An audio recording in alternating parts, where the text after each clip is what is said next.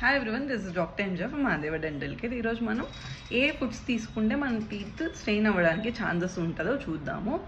నార్మల్గా అందరికీ మన ఎక్కువ ఈ రాయలసీమ స్టేట్స్లో కాఫీ టీ అలవాటు చాలా ఫ్రీక్వెంట్గా అందరికీ ఉంటుందన్నమాట.